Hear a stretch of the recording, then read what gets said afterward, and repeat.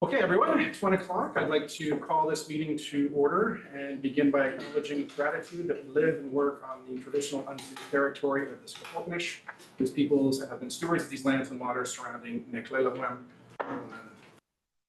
So welcome to the Bowen Island Municipality meeting of Monday, June 9th, 2025, and thank you for joining. I'm Andrew Leonard, the chair of the mayor of Bowen Island Municipality and the chair of this meeting. And I'd like to introduce, as I always do, the other elected members of Bowen Island Council here this afternoon. Starting on my far left, we have Councillor John Saunders. To his right is Councillor Tim Wake. To his right is Councillor Alison Morse. To my far right is Councillor Alex Jurgensen. To his left is Councillor and Islands Trustee Sue Ellen Fast. And to her left is Councillor and Islands Trustee Judy Getty. We are also joined by members of our professional staff team here this afternoon, including our Chief Financial Officer, who's standing in for our CAO, Kristen Watson, as well as our Deputy Corporate Officer, who's standing in for our regular Corporate Officer, Steph Short. This meeting is being recorded, and when members of the public speak during the public comment portion and the question and answer portion of the meeting, your voice and presence will be included in the permanent recording, which is available at bowenislandmunicipality.ca and is live streaming to the masses on our YouTube channel right now. This council meeting is an official forum for the conducting of the business of local government. We all love our community. We are all passionate about what happens here. I would encourage everyone to maintain a constructive and respectful tone during the meeting and to direct comments for council during the public comment or Q&A portions of the meeting to myself. For those that are following along in the room or online, either live or later, the agenda in full council package for today's meeting, including all of the staff reports, is available at bowenislandmunicipality.ca. And with that, I will look for, to our corporate officer for the introduction of any late items this afternoon. No late items. And with that, can I have a motion to approve the agenda for the June 9th meeting? Moved by Councillor Jurgensen, seconded by Councillor Getty. All in favor, raise your hand and say aye. Aye. Aye. That carries unanimously. Moving on to public comments, I'll look to our corporate officer for public comments here today. I don't see anyone online who wants public comments, but in the house we have Zaida Schneider. So we have two commenters here today. So the way that it works, if you haven't been to council before, please come on up. You'll have 3 minutes to make your comments. You'll hear a buzzer or a beep at about 2 minutes and 45 seconds, just letting you know what your time is. And your time does not start until you feel comfortable and settled and ready to go, just so you don't feel rushed. So if you would like to join us up here at the front, Mr. Snyder, feel free.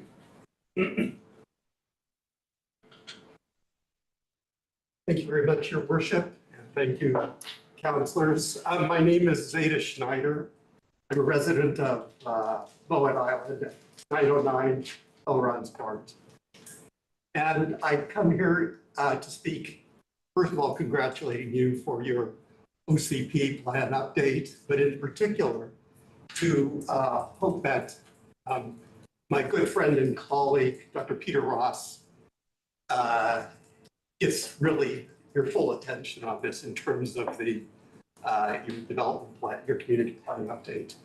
Peter and I are working with the City of Vancouver and Metro Vancouver to do a full investigation of the impact of essentially sewage overflows into False Creek. I'm the founder and president of False Creek Friends Society, and we've got a very interesting collaboration to find out what is actually the impact of this in False Creek. That has never been done, even though a council report from 1930 demanded that sewage not enter into False Creek. That's almost 100 years ago that we've been living with this problem since then. Peter has shared with me some of the findings of his work in Grafton Lake.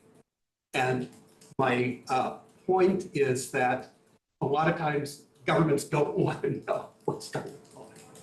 What's going on may require more investments and a burden on the taxpayer, but over time, knowing what's going on is a matter of our health, not just our human health, but more than human health, all the other creatures that depend on a healthy Bowen Island to thrive, and we need that environment to thrive as well for our well-being. So I just want to thank you, and again, so glad to be here today, and congratulate you all on doing this very important work. Thank you. And if anybody has any questions, I'd be happy to. Not seeing any questions. Thank you very much for. Yeah, thank you very much. Thank you. Next, we have Gregory Holland.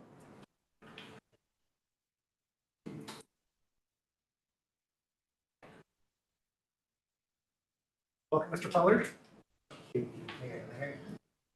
Thank you for giving me this opportunity, Mayor and Council, staff. My name's Gregory Pollard. I live at 115 Lenora, Bay, and have studied on Bowen Island for 14 years out of 16. I'm here today also to support Dr. Peter Ross and his findings.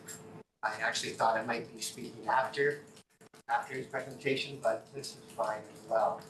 I believe I'm not a stranger to the council with my letters to the editor and to the mayor and council regarding Grafton Lake and its transformation from a water reservoir to a recreational lake.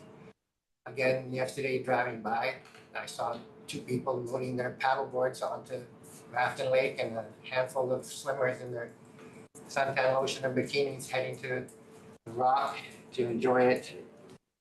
I think what I really would like to see happen is when you get this presentation from Dr. Ross, that you will have an epiphany and go, oh my goodness, what have we done? We need to turn this around and make it so that Grafton Lake is only used as a trail, but not used for swimming or recreational purposes. It's really something that I feel very strong about, and I believe and hope that everyone in this room does as well. It's folly to not stop this now.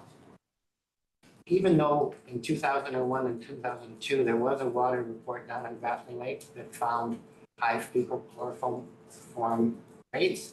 Again in 2006 and 2007, another report done on Grafton Lake, and again, findings of high chloroform, fecal chloroform, mostly blamed on, at the time, they suspected damaged or leaking septic fields above the waterway.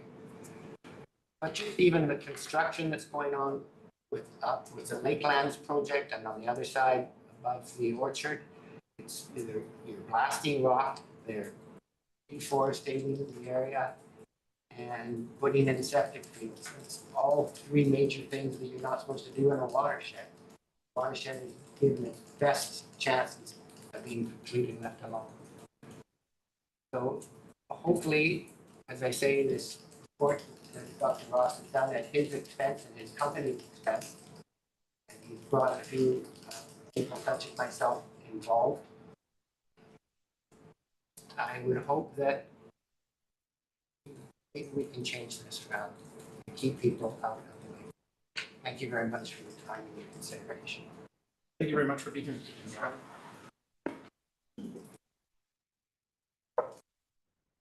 Okay, and public comments being concluded, we will move on to delegations. 3.1, we have Peter Ross from the Rain Coast Conservation Society here today. Mr. Ross, Dr. Ross, if you'd like to come join us up here at the front for your presentation. Thank you, Mayor Leonard, Council. It's an honor to be here. I live at 1107 Lenora Road in Deep Bay. We've been there for over 10 years, and we love the island life. I'm here to talk to you not only as a resident, a community member, a citizen, but also as a scientist. And I want to talk to you today about the most important thing in our lives: water. Drinking water, clean and accessible water for us as humans, and also downstream for salmon, and down into the estuary for seals, whales, and the marine environment. Without water, we as humans would expire within 3 or 4 days. Without clean drinking water, as we all know, we run the risk of deadly infections. So drinking water is critical from a human health standpoint, and safe water is critical for fish and wildlife. Stuff we've got. Great. That's good. So I've got about a 12-slide PowerPoint deck that I'd like to share with you today. And I've got a 68-page report. Both of those are available on the municipality link. You can download those. And we have posted this report just today on the Rain Coast Conservation Foundation website. I am a scientist. I like to deliver science. I don't like to be an activist, but I do like to create scientific knowledge that informs action or best practices, or allows community members to figure out what part of the puzzle they can step up and work on.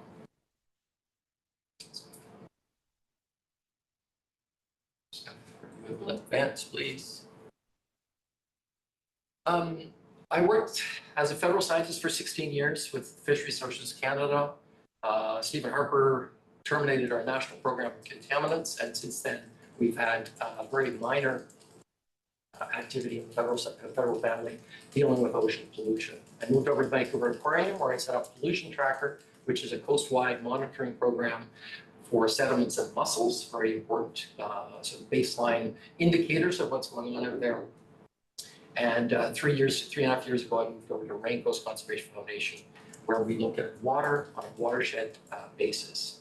As a scientist, I am a biologist, but I use the best available chemistry to inform risk to people, to whales, to salmon, to birds, you name it. And so I work with the best available analytical labs, and we work with a number of watershed-based partnerships here in BC. We look at nearly 600 different pollutants out there. Most of these at a firm called SGS Axis in Sydney, which is the world's best lab for ultra-trace high-resolution analysis. Gives us great information. On October the 8th, I collected a composite sample from Gravel Lake because I was curious and because I thought it was important as a resident, and it spoke to my ability as a scientist to start to interpret what I found. Step, please. Most of our partnerships are self-funded with watershed-based communities, mostly First Nations.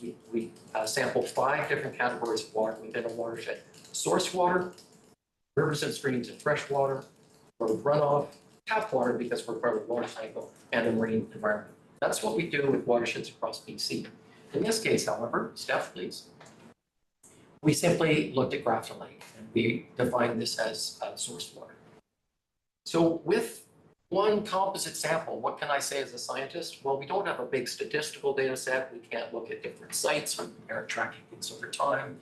But with 600 different analytes, we can start to look at fingerprints or profiles, and we can use forensic tools to figure out what the compounds are, where they're likely coming from, the activities and stressors in the watershed that might be impacting on water quality.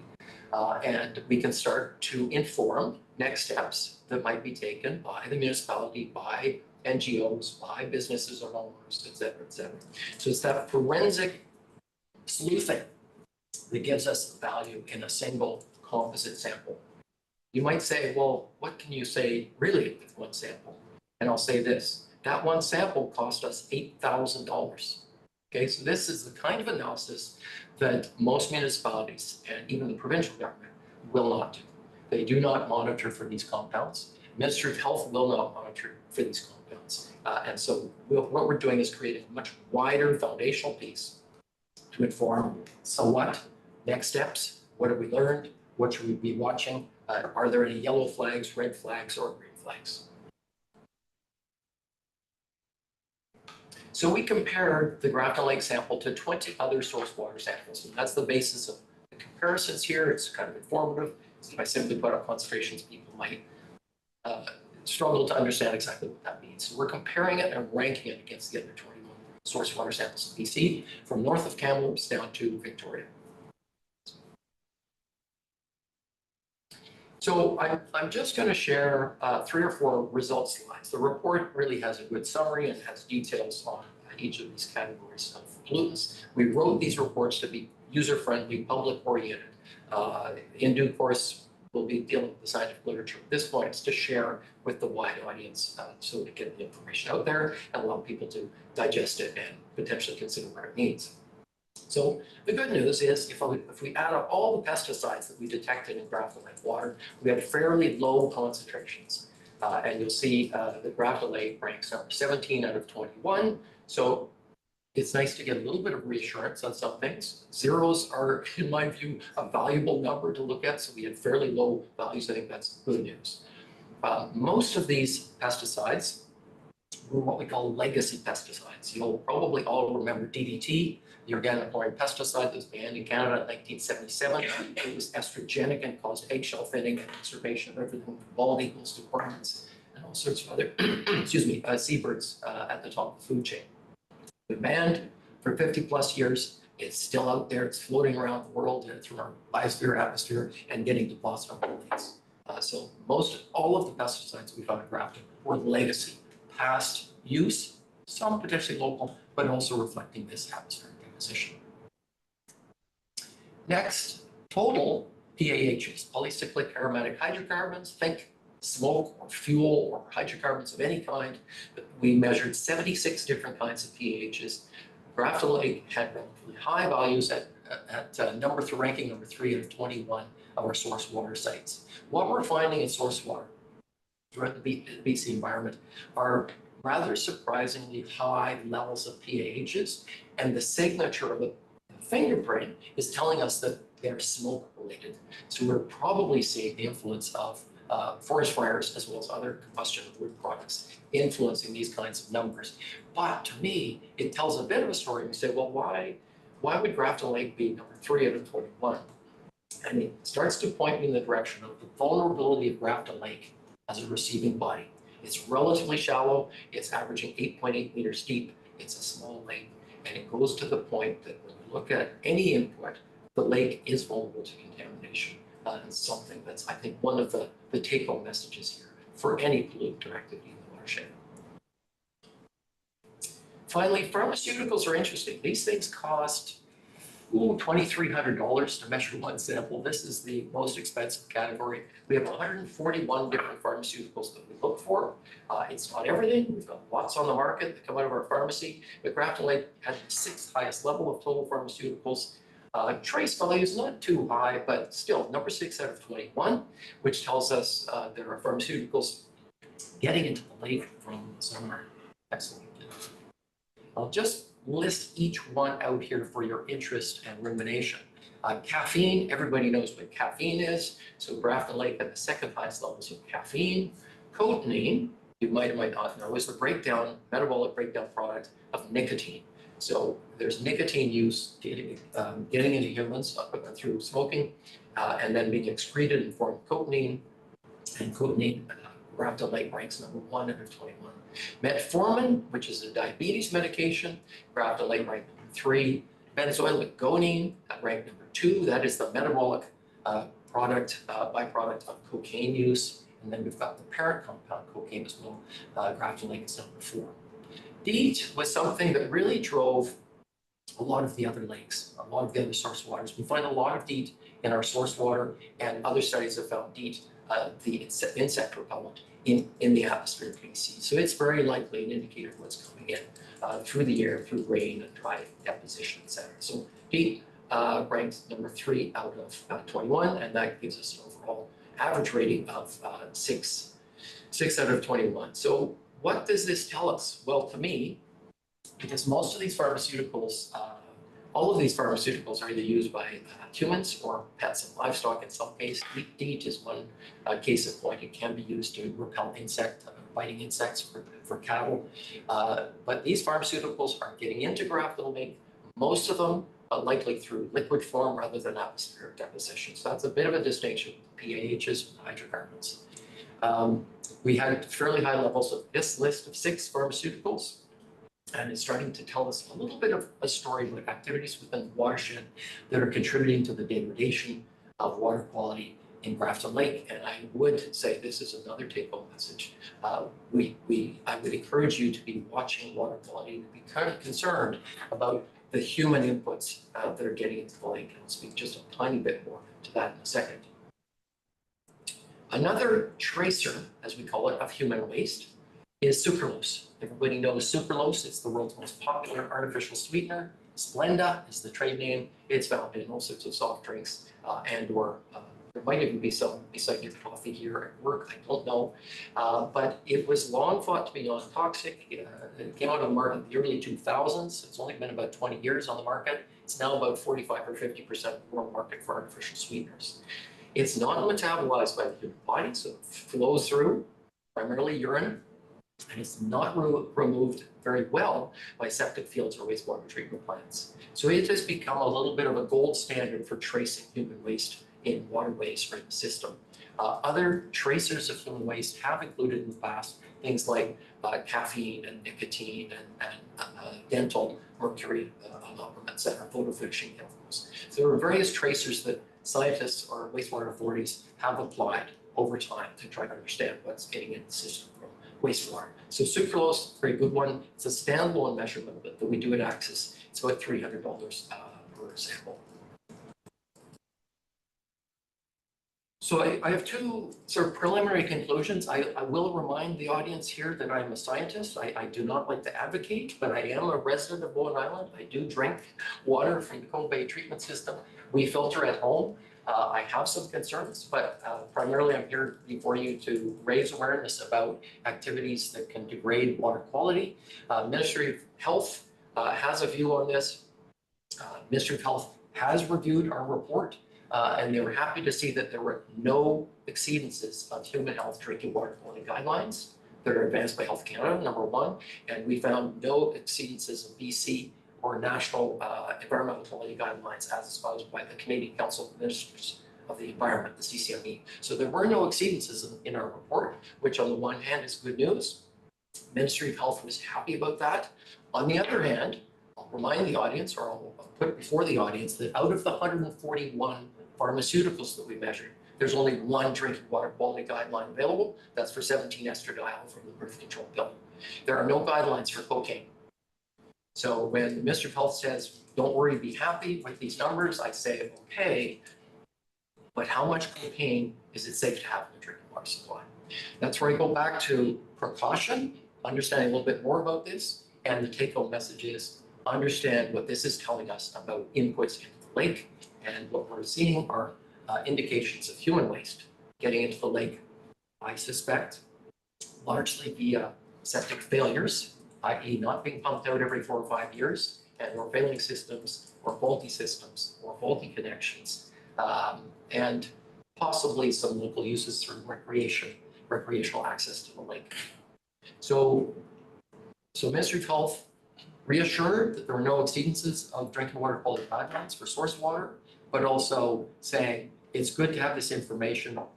Hopefully that will empower the stewards of this water and the council to become aware of this issue and to work in support of safe drinking water access into the future. So landing on Grafton Lake is a small and relatively shallow lake which is vulnerable to contamination.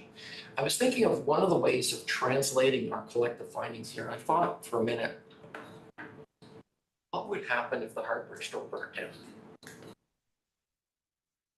Has anyone gone through the hardware store to look at all the paints and solvents, fuels and plastics they have in there? If that hardware store burned down, we'd be in deep doo-doo. So that was just a way to say, within the watershed, we have homes with septic, and I think that's a priority concern. We have a road and a parking lot under construction that advances into the riparian buffer. We've got recreational access. We've got construction and development. And we've got a couple of businesses in the area that are good businesses and good custodians, but accidents happen on that. I just put that out there as another take on that report. So final slide, please, Steph. As a scientist, I don't like to make recommendations, but I like to draw on some of our experiences from other watersheds, other communities where we're finding either similar things or undertaking a similar journey.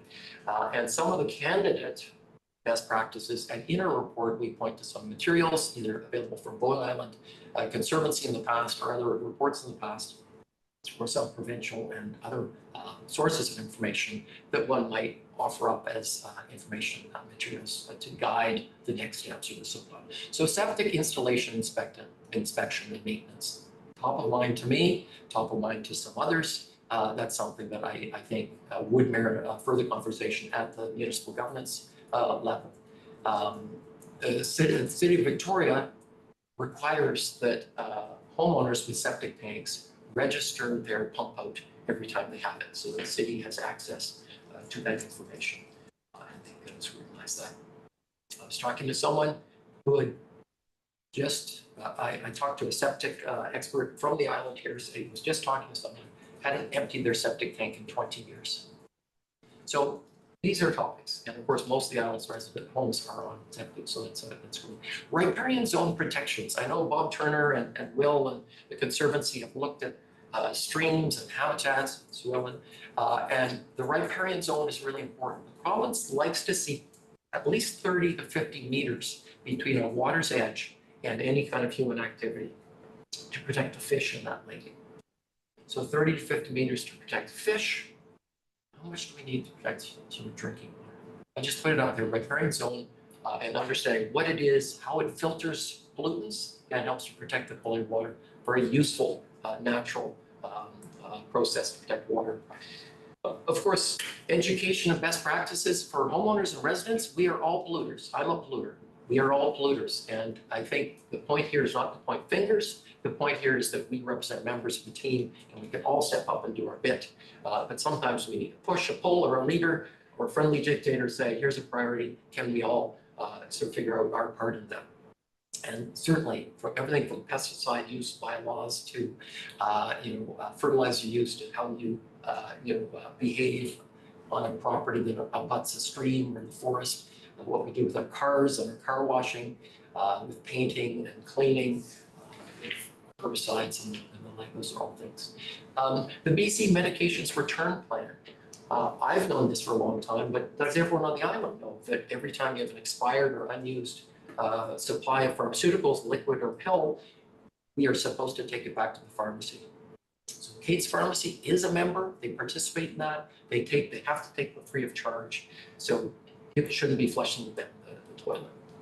Now, just to circle back to the lake, it's very possible that those pharmaceuticals are getting in there via human waste rather than people dropping pills down their toilet. But it's another opportunity to reinforce education on stewardship and have a conversation with the lake.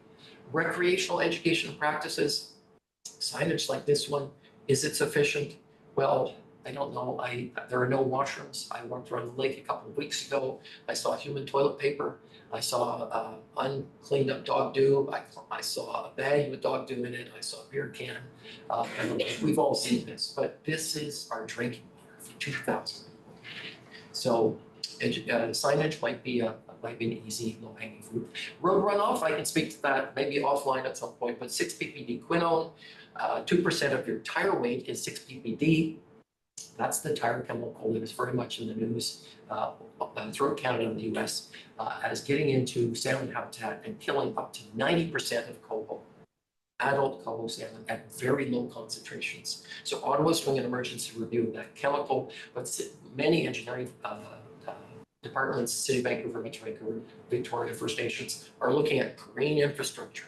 Can we create a bioswale so that our sewer doesn't just collect water from a large road or parking lot? Can we actually filter this through a little, and I don't know if you've seen some of the 140 odd green infrastructure designs in the city of Vancouver, but there are lots of really nice ideas to control the flow of water and filter out up to 95% of road waste through these little natural filtration devices. So that's an exciting restoration agenda that brings engineering together with the environment.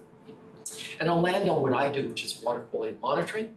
I work for a nonprofit. We did this free of charge just because of our interest and appetite for the engagement and the priority that we see around water. We value water. Water brings us all together as community members. Water is something that we need for salmon, whales, and people.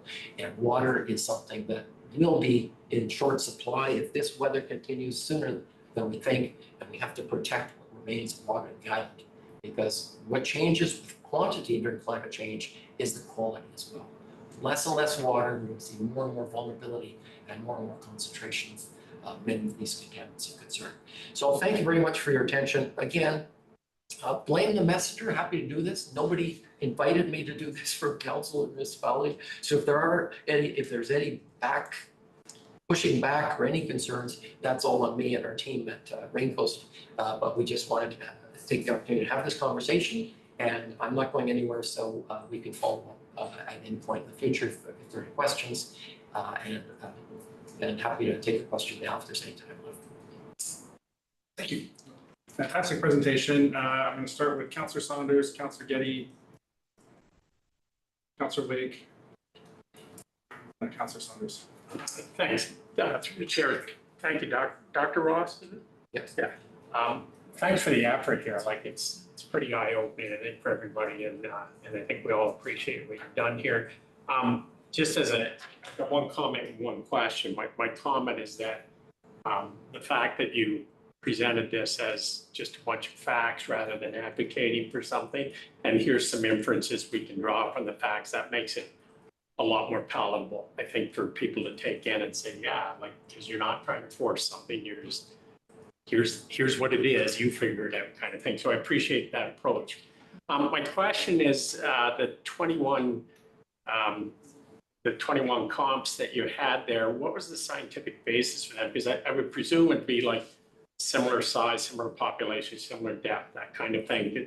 Because 4 out of 21 doesn't mean anything unless I know what the other 20 are, sort of thing. So can you tell us a little bit about that? Yeah, and that's a great question. For most of our partnerships, watershed-based partnerships, we established the geographic barriers that contains that watershed. And then we worked with the local partners, often First Nations, and we had our 5 categories. Source water we defined as largely upstream of human activities and largely upstream of salmon habitat because salmon do pump in very low levels of pesticides and PCBs and things from the ocean. We know that's been established. So we wanted to get upstream and have a kind of reference for what happens downstream. And then in our generalized watershed model, then we could track what emerges and where and start to tell the story about that. The source water categories vary a tremendous amount across our watersheds. They would include, for example, the headwaters of the Cowichan River up in the Vancouver Island Coastal Range, but they're also including, in the case of False Creek and our work with Metro Vancouver, they're going to be the Seymour and Capilano reservoirs. So that will be our source water sample. And then we've got other examples. For example, in Hope, we're working in the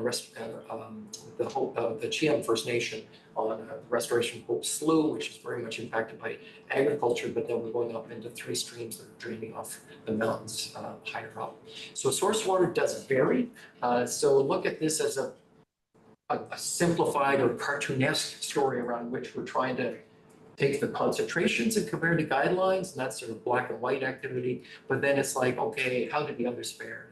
So it's a relative ranking, and take it as you. I guess, kind of, like when we talk about human waste getting there, for instance, if there's 4,500 people living in the vicinity, which there is here, as opposed to 400 people living in the vicinity, which might be one of the other comps, I don't know.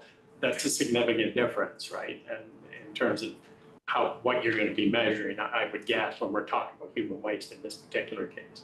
So Absolutely. Is that accounted for in any way, or is it just the numbers? It's accounted for, I think, in terms of the conversation being focused in this room on Grafton Lake as a drinking water source. So I kind of say there's a couple of levels to respond. One is to say Grafton Lake is a much valued body of water, and it's essential to the lifeblood of half the island and many businesses downtown. And so, I would focus the conversation around the rapid development and some things happening within there. Sure, I could do a follow-up to sort of describe the story because it's a great question, and we will be continuing with our other partnerships. So we're going to this is a journey for us. We will learn more as we go. But one of our other watersheds is Todd Creek. Todd Creek is on the Saanich Peninsula. north end of Victoria. We've got a project supported by the Capital Regional District of Victoria, working with Startland First Nation and the Missanabie Leadership Council. Todd Creek actually is influenced by Heartland Landfill, which is the solid waste facility. It's huge. For only 600,000 people. And there's been a lot of concerns. Biosolids have been dropped in there, which is against the BC regulations, but they had no choice. And there's a lot of other things in there. So the Grafton Lake water is worse than the source water in the Victoria area at 2 ponds that are upstream of Heartland Landfill, but surrounded by cottages right on the lake and with it. So we'll get a range of different sizes, depths, and activities within the watershed. Thank you for your work, appreciate it. Thank you. That's good. Two things, I guess. In your pharmaceuticals, it doesn't appear to be any mention of sunscreen, and there's some literature that is fairly popular in terms of the dangers around that. There's certainly a lot of advertising that I'm getting on my Facebook page about something that doesn't have harmful pharmaceuticals. You don't list anything in your top 8 or 6 that refer to sunscreens, and I'm wondering if that was measured out of Grafton and if that's a concern. That speaks to the whole issue of the recreational use, I think. I'm going to revisit our list and have a conversation with the lab. We do have a couple of constituents or ingredients that are found in sunscreens, but the methodology, the suite that they have, the one that we chose was the widest one. They do have other offerings that are more targeted, so there might be one that's more appropriate for sunscreen, and I already had that on my agenda based on another conversation. So I'm going to have to hedge. Sorry about that, Councillor Gedia. I will hedge. But I do take note of the importance of sunscreen. It's been associated with coral bleaching events around popular beaches and tropical areas, and it is a concern. And it could be a good tracer here, so I'll get some guidance as to what we look for, and also whether there's an additional suite, what would that cost, just to inform to the options there. The other question was that you mentioned that North Shore Health only, or the health regulations only look for one of the pharmaceuticals. Is there hope or change coming in terms of them looking at a wider range? Because some of these, the list of 6 that you've got here, other than the DEET being maybe in the atmosphere, but the others, it's like there is a concern in terms of it just gets re-ingested, and if it can't be filtered out, then, or I guess that's a secondary question, can it be filtered out in terms of this new water treatment plant? Yes, exactly. Is there hope for, so the guidelines, there are British Columbia guidelines for the environment. All of the drinking water quality guidelines that are used by the provinces and used by the First Nations Health Authority are overseen by Health Canada. So there's one set of drinking water quality guidelines for all of Canada. And then for environmental quality guidelines, I think we have 7 sets. There's BC Environment, so they're called water quality guidelines. There's CCME, the Canadian Council of Ministers of the Environment. It's the 10 provinces and 4 territories, the 3 territories and the federal government. And then there's federal guidelines and then Alberta, Ontario, etc. So lots of environmental quality guidelines, lots of overlap on those, but some differences. The biggest problem with the guideline world is I guess twofold. Number one, to get a guideline that is approved, you need to do carefully controlled single chemical exposure studies in the lab, very expensive, and then you have to figure out how that relates to the real world and human health and all the rest. So they take a lot of effort when you have 500,000 chemicals on the market. Expensive. So that's one problem with getting guidelines going. The second one is the province, through the Liberal government 20 or 25 years ago, gutted the guidelines program in BC, and the government in Ottawa basically gutted the guidelines effort that supported CCME probably 30 years ago with the Chrétien Martin cutbacks. So there's been very little movement in Canada for guideline development. That has been changing. There is a new BC guideline for 6-ppd quinone, the tar chemical, that's out, that's 11 nanograms per liter, that's hopeful. The government in Ottawa and CCME are leading on a number of different guidelines to protect killer whales, for example, that fell between the cracks previously. There's a new drinking water quality guideline for PFAS, the per and polyfluoroalkyl substances, 15,000 forever chemicals like Scotchgard and Teflon. That is 30 nanograms per liter when you add up 25 different PFAS substances. So we're moving incrementally slowly towards having more guidelines available. And I'll put out there that guidelines are useful for single chemicals, but there's no procedure for putting them all together and saying you've got 125 contaminants in Graffin Lake, what do they all do together? There's no protocol in the Western world to do that well, and that's a bit of a problem. Downstream of wastewater treatment plants in the United Kingdom, in about 50% of the freshwater waterways in the UK, we have feminization, complete feminization of the mummy chalk, which is a freshwater fish. So it means that the estrogenic activity found in wastewater coming from the pill and natural estradiol, or estrogen, as well as estrogenic substances, which many hormones and pharmaceuticals are feminizing fish. So you only find female fish downstream of wastewater treatment plants in the UK. And that's because of the contributions of all of these different estrogenic or estrogen-like compounds. So to your question, things are going forward, moving forward in Canada. We have a few new things, but the Ministry of Health is still going to default to very simple. We're concerned about E. coli.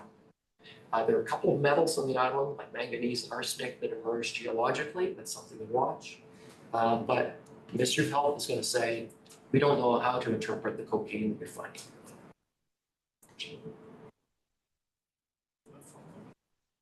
But then if there aren't regulations to fall back on, then the bottom line would be to try and limit as much as possible human waste that goes into the lake, however that happens. So the education, the signage, the outhouses, whatever. I always go and a major wastewater treatment plant authority like Metro Vancouver or CRD will tell you that source control is the most effective way. When you build a wastewater treatment plant, it's hard to process and solve the problem for 500,000 chemicals. It really is. It's good at getting rid of pathogens, solids, nutrients, some chemicals, and then the biosolids retain many of those chemicals. That's another issue. But wastewater treatment plants were not designed to get rid of flame retardants or microplastics or a lot of those things. So the best strategy is source control. Metro and CRD have programs to inspect and educate dentist offices, gas stations, car washes, restaurants with the grease bergs or the fat bergs. There are source control programs, and I apologize, I'm not up on the way in which the municipality here interacts with source control, but there are some really easy wins there to work with the polluters who want to be responsible citizens for the community, but maybe don't quite have the understanding to do so. Councilor Giddey, Councilor Wake. Thank you. Thank you for the presentation. That's a lot of information, but really appreciate the work you're doing. You mentioned cocaine, but in the list of these 6 pharmaceuticals, were there any that jumped out or surprised you? That's a very good question, insofar as I would expect cocaine to surprise everyone in this room. But to your question, we find cocaine in other bodies of water. We find it in source water, we find it in river water, we find it road runoff, we find it in streams and rivers. So I'm not surprised to find cocaine. It is a bit of a tracer of human waste. I guess I am troubled to find it at moderately high levels alongside a number of other pharmaceuticals in our drinking water source. So I'd say the concern for me is not that my kids are gonna be drinking so much cocaine they'll develop an addiction. That's not what we're talking about. We're talking about very low levels. The treatment plant coming on stream now, I don't know exactly what it will do for some of these things for which the plant was not designed and it was not called for to address these, but it do something, as will home installations. But I think the power in the profile and the signature that we're garnering from this work is there is an agenda to be discussed or pondered at the septic tank level. Homeowner, businesses, residences, the inspection, the maintenance, the pump out, the design, the proximity to streams or lakes, because most of this is probably coming in from these tributaries that are on the other side of the lake. So I'm not surprised, but a little bit troubled that we're getting such a clear signal of human waste. The message that I think we're going to take away from this is the place where we can play a role is on administering best practices on septic systems and inspections. And there's different levels of treatment from on-site treatment, just the regular traditional septic field, and there's level 2 and level 3, which, as I understand it, are better. Is it your sense that you can make on-site treatment safe? Septic tanks, when the fluids sort of overflow through the runs and so forth, will always have some signal of human impact or human waste. But the septic tank is designed to retain solids. Many of the pollutants I worry about as a scientist do attach to particles, like PCBs or pesticides. A lot of them will bind to particles, stay in solids, and if that's pumped out or removed and it goes to Metro's wastewater treatment plant, then it's out of sight. There's another journey for those chemicals. But septic, what we find in a lot of our ditches in our studies in built-up areas is a lot of very clear, much worse signatures of human waste.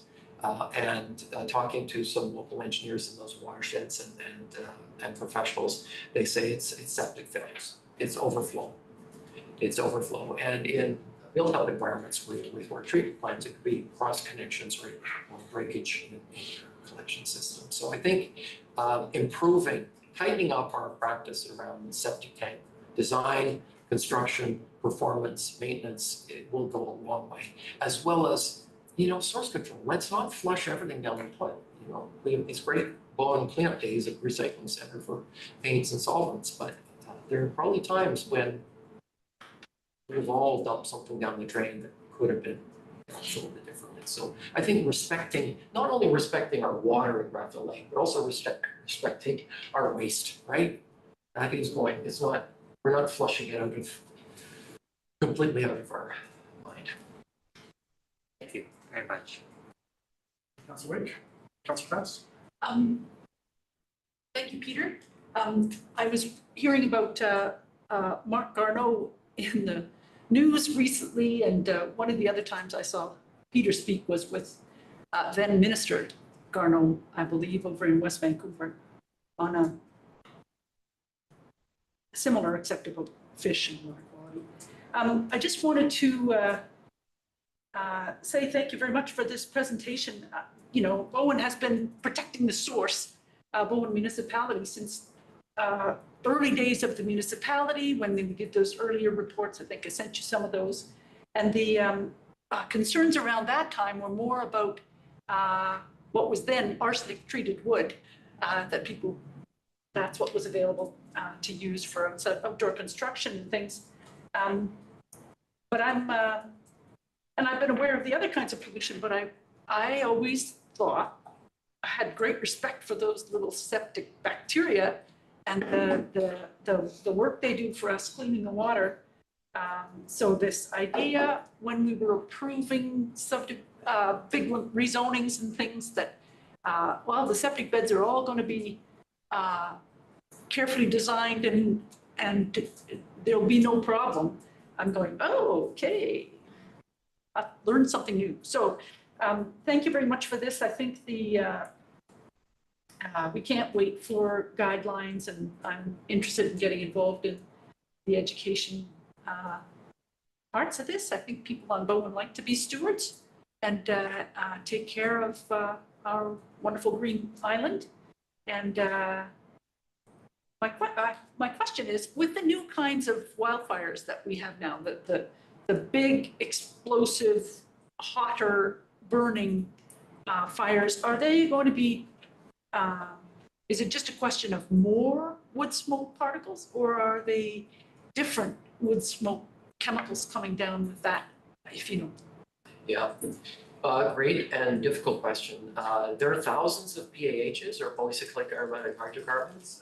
We measured 76, and we measured 76 that can be found in everything from coal to diesel to lubricating oils to wood smoke to volcanic ash to natural coal seeps. So the PAHs that we detect, because we get 76 of them, number one, we have some guidance in terms of some environmental quality guidelines, but we can also do fingerprinting, a very defensible fingerprinting that tells us that this sample the pHs in this sample is being driven by liquid fuel, that's the kind of signature we get along the roads, is liquid fuel. We can also see combustion of liquid fuels. We can also see combustion of wood, et cetera. So we can fingerprint the putative driver of what we're seeing.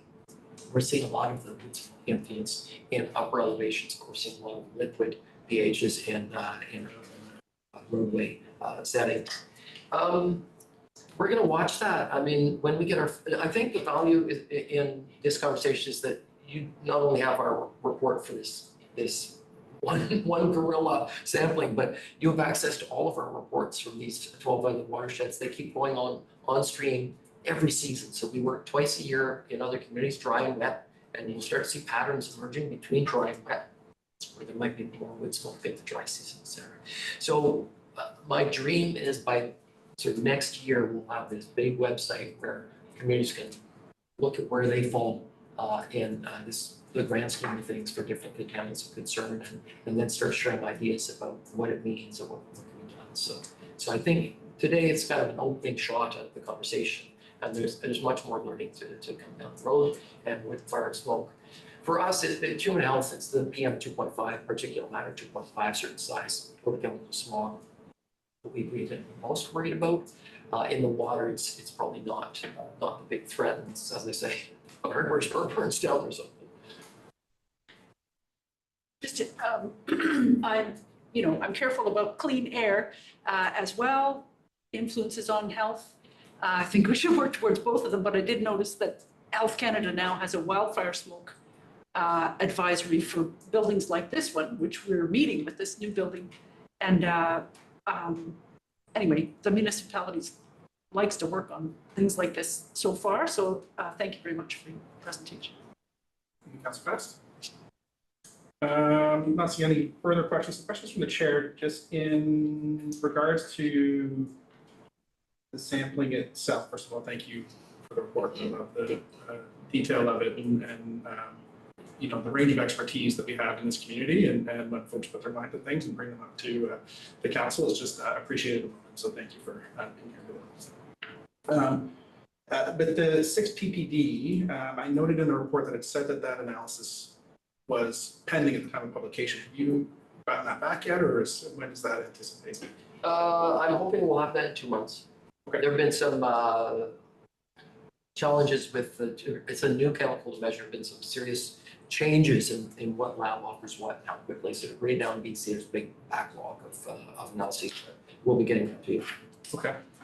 And then, so where my mind goes as I start to take in this data is knowing that we can't do everything all at once, all the time. It's starting to tease out, okay, like where's the low-hanging fruit? What's more of a medium-term plan? What's more of a long-term plan? And as I read through the report and I take in the presentation, there's the distinction between the PAHs, which suggests that it comes from atmospheric, the pharmaceuticals, which may be infiltrating through liquid sources or groundwater or septic. The 6 ppb, which would be, as I understand it, an indication of road runoff. So I'm curious, what sort of methods should the municipality take up its own data collection? Would we be using to tease out some of those atmospheric versus liquid versus road runoff sources to be able to effectively target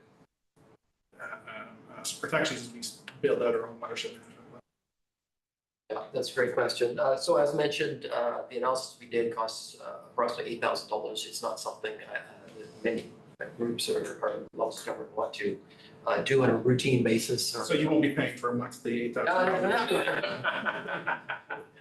Let me take that up. Well, herein lies the real challenge for professionals. I've been working in BC since 1996 for the federal government and for Ocean Wise, Vancouver Aquarium, and now Raincoast, and working with the province, working with feds, working with Metro and CRD, and the pollution file is a bad news file, and so everyone goes, when I was a DFO for 16 years, Ottawa, I published another paper, and Ottawa they'd be going, oh God, because the fishermen would start yelling, who's this guy publishing papers about pesticides and salmon? So that's the wrong take, but that's what a lot of the higher levels of government do, or even business do, because it's hard work, it's complicated, and they have to go against the industry by and large. I turn around and go, no, this is bad news. What more wonderful news can we offer about our water? We got to celebrate water. It's a fantastic thing. We have to protect for people, for whales, for salmon, and any understanding that we can get that comes across as bad news is good news insofar as we can convert it into good news. So getting the low-hanging fruit, 60 BT-quinone might or might not be getting into the lake. It might be draining more into the Trillo Creek, but that might be a concern for cutthroat from downstream salmon.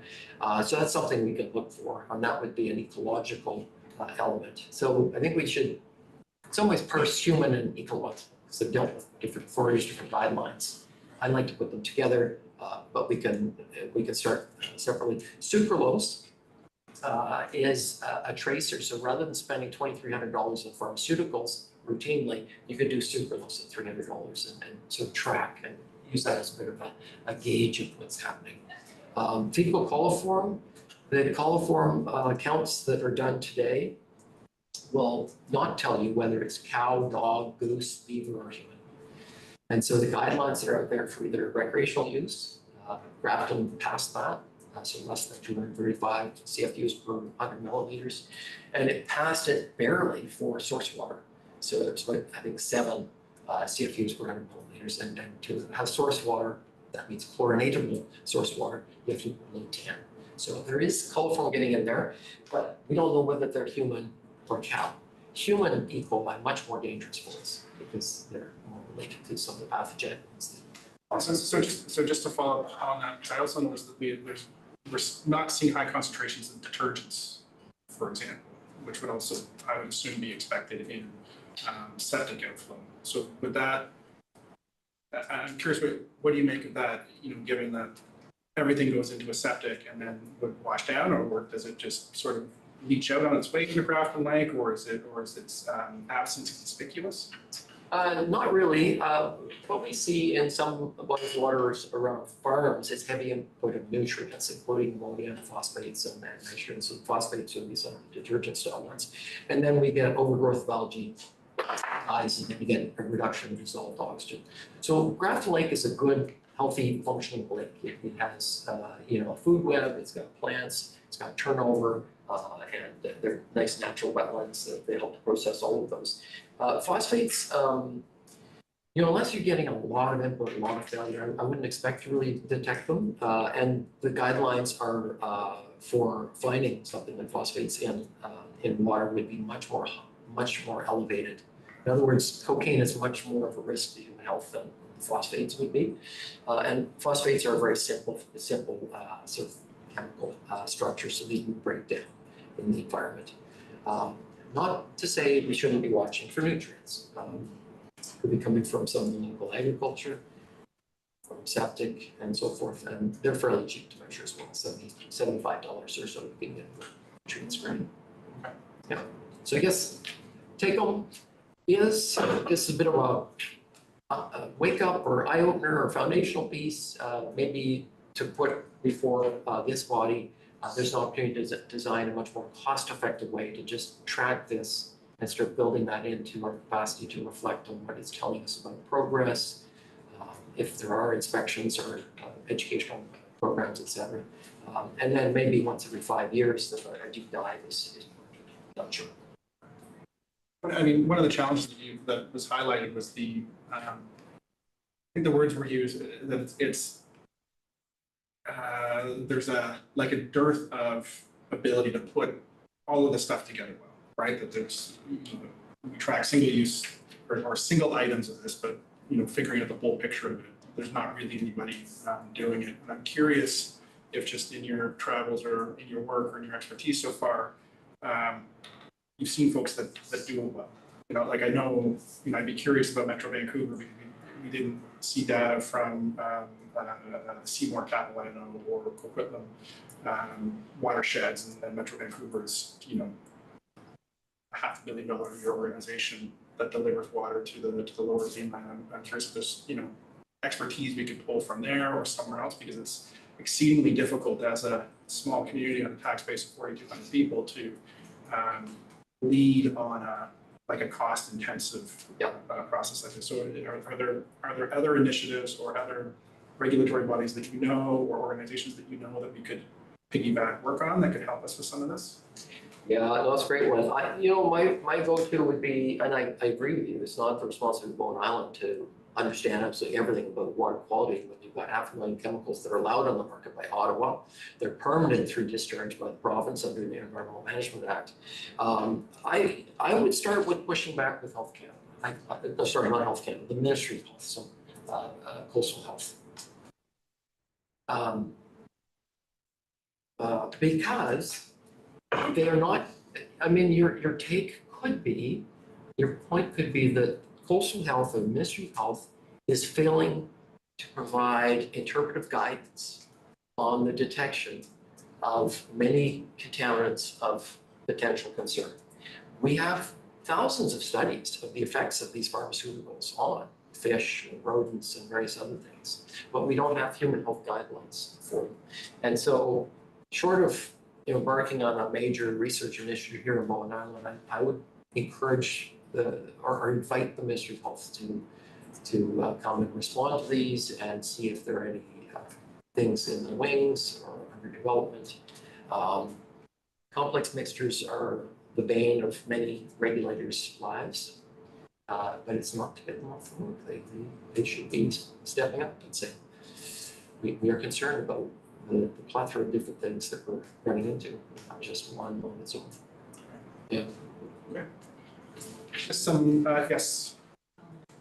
To Steph. Through the mayor. Through the mayor to Dr. Ross. I wonder if I might just add one question and one comment. I would say that the timing of your information here is very timely, so thank you very much. We are embarking on this OCP process, so all of this information is well positioned to inform our land use bylaws. So that is one thing. I want to acknowledge the timing of it. A second thing is I wanted to draw council's attention to, I did a little bit of on-site septic sewer regulation bylaws that there are, and it's the CRD. So you mentioned City of Victoria is regulated by the regional district. So the CRD does have a very comprehensive and straightforward to administer on-site septic and sewage bylaws. So if that's something that council is interested in, the benefits of that being that it would impact water systems, not just Grafton Lake and Cove Bay users, but all water systems on island, both private and municipally run. So that is a piece of information that if council adds that to the work list, we could certainly look at that as a model. And lastly, a question, Dr. Ross, to Councillor Getty's point about the sunscreen. There is another potential chemical that could be a tracer to speak to human use and human recreational contamination of the lake would be that chemical that would be used in pet flea and tick medications or remediation. So would that be, is there another test that could be done to pick up that chemical? The quick answer is probably yes. The question will be which one. There are different flea medications, but I can certainly take home and commit to finding out more about what the options are to sort of drill down on the recreational, human and pet side of things, because I certainly take the point that that's if you're trying to devise a plan to protect Grafton Lake and you don't know if it's the recreational users or the septic homeowners, very different audiences, one likely off island, one obviously on island. So that's a big take home for me. I'm happy to get back to you. Okay, thank you all. And so some of the takeaways that I'm registering from this conversation is, and we can certainly discuss it with staff and amongst council, is it would seem that there's an opportunity to get some time series data on Grafton Lake. So I believe this was a single sample taken in October. I'd be curious to see more regular sampling, maybe not as such a broad spectrum as it sounds costly, but that we can start tracking some of these data points over time, I think would be a great idea, particularly as we are developing a watershed management plan for Grafton. So that is in the works, and I think folks that have been following this council's work for a little bit will also note that we've changed the governance of water systems generally for when we're talking about supply and governance and management, and it's leading, I believe, to a kind of whole island solution on water and water management, which is long overdue and much needed. Whatever we can do to provide a data-driven approach to that management, I think would be much needed and certainly inform the changing climate that we're in, the changing use cases on Bowen, and our ability to adapt to manage growth, particularly in the Cove area where so much of the water comes from Grafton Lake. I'd also be very curious as to, so we talked a lot about source sampling, but what the output samples tell us, particularly of our new water treatment plant and what that looks like. So the quality of water that's coming out of that plant, is it providing reduction to any of these compounds and chemicals? I would be very curious to, and I'm sure council would be very curious to see the outputs of that sort of testing.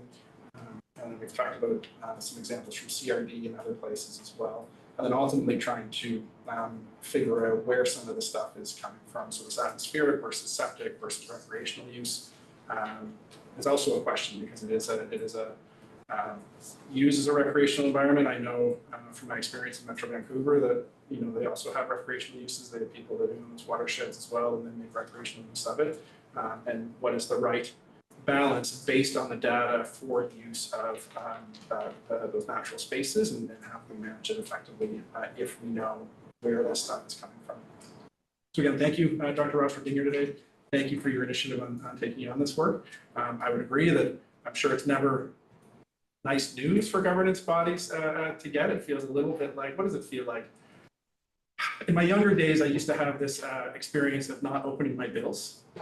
They would come, and I got into more mature relationships. My partner and I opened our bills one day, and we had to make a plan to get ourselves out of debt.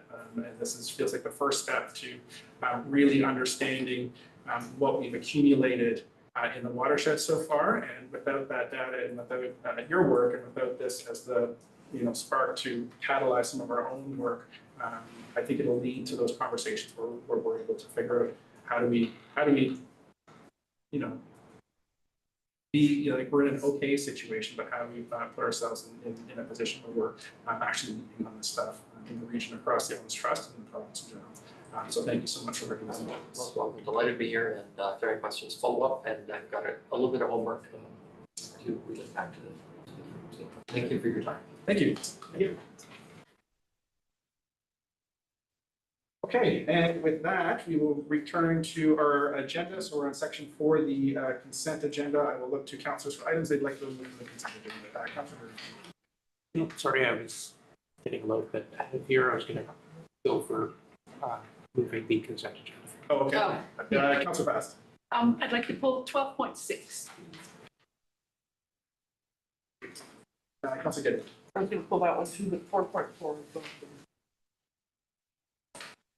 Any other items to remove from the consent agenda? Not seeing any.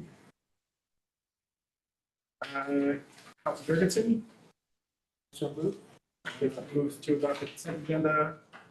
Seconded by Councilor Fast. All in favor, raise your hand, say aye. Aye. Aye, that carries unanimously. Moving on to 4.4 from the consent agenda. Voucher to replace Village Drive staircase. Yes, approval of expenditure to replace the Village Drive staircase. Over to you, Councilor Getty, for disposition. Okay, so this is $54,000 plus dollars.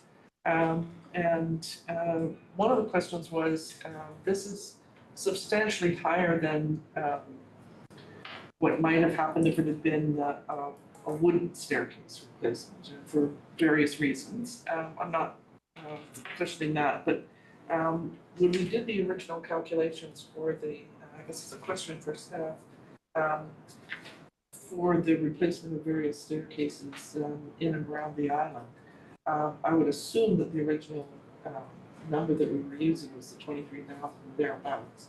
And that, so that we're doubling that and taking away from work that would be happening in other areas. Does that create any kind of a problem that we're gonna have to deal with in terms of a budget reconsideration later? No, what would happen, sorry, through the mayor, to Councillor Getty, what would happen in that case is the work would be deferred to a future year if there was any more funds required for a particular staircase. I believe the parks plan identifies those stairwells that are most of need to be replaced. So we would simply just defer one of the projects until next year and look at it again this year. There still is $30,000 left in the trail structure reconstruction budget for this year. So the manager of Parks and Environment could come forward with a plan for a second set of stairs to be replaced in this year still. And more generally, I think it's a really good idea to replace the wooden stairs, particularly in areas that are high moisture and humidity where they deteriorate quickly, with something that would last much longer and not necessarily have the leachates that are described in the ecological considerations. But there's also real concerns with respect to the expense and the availability of concrete and some of the leaches that come out of that. So I would encourage at this point, if we are going to get into a process of replacing wooden staircases with other materials, that we can do some research and find ways of using something other than concrete as well. And this is something that needs to be done immediately, and it's not something that we don't have the luxury of that kind of increase, but I think that we've got some other problems moving if we rely on concrete. And we've got so many rock on the side. Thank you. So then, with respect to my question about the budget, answered, and the comments with respect to the materials, I'd like to move the recommendation that council direct staff to spend $54,564, a nice round number, on the replacement of the Village Drive staircase product for the purchasing policy. Moved by Councilor Getty, second by Councilor Wake. Any further discussion? Not seeing any. All in favor, raise your hand, say aye. Aye. And that carries unanimously. Moving on to 12.6. 4. Right, the consent agenda is 4.6 from 4.4. Oh, okay, sorry. Sorry, this is 4. Yes. Okay, 12.6, Mary Andrew Leonard regarding request for committee meeting, very dependent communities dated May 30th, 2025. Over to you, Councilor Fast. Thank you. I just wanted to flag that this question of assured loading for residents is what's in your in the letter that you sent. That's got a little bit of surprise from some of the other island communities. A couple of other trustees have contacted me, and they maybe Juliet, I don't know, but they're asking. This is Susan Yates from Gabriel was wondering about the statement that the understanding that other islands want assured loading for residents, and they're going, no, we don't, because then we'll never get the well drillers won't come, and the specialists and the health people and the services won't come. So there may be a conversation about this. I just wanted to flag about the wording of assured loading, because for some people that means what BC Ferries thinks it means, which is you pay more for an assured loading card and you get to the front of the line.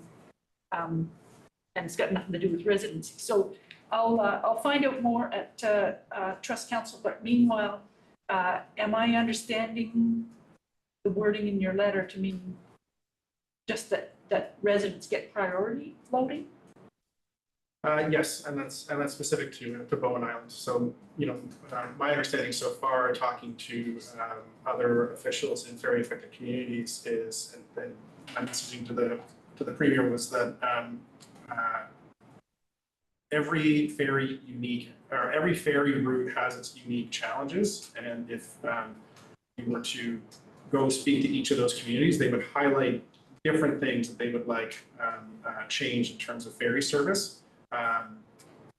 But all of those communities are uniquely strained. So there isn't, I don't believe there's any one size fits all solution like assured loading that would work both here and everywhere else across the region. But for Bowen Islanders, given the saturation of our route and what we see with tourism, assured loading is a concern. Thanks. Thank you very much. I'll communicate that and make sure that let them know that we talked about it at this meeting so everybody can calm down. But also the idea of tourism being a challenge, I think, is something that we talked about at the joint meeting. And so I'll highlight that. Okay, thank you. So I move accepting. Oh, That's a good. Before you do that, so I would like to ask for some clarification. In this letter, we talked about suggesting that the trust would serve as a convener.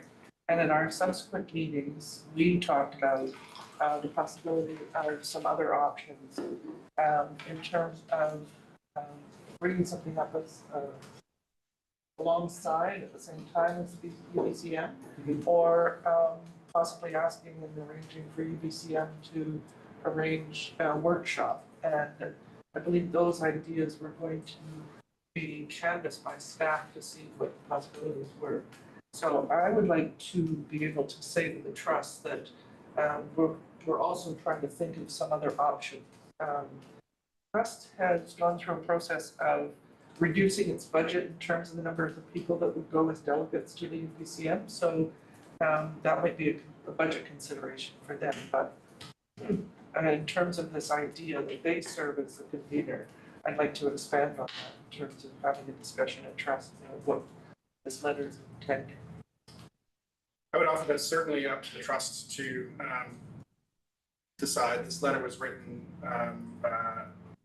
by resolution of council, so it's just containing some of our discussions there and containing the will of council.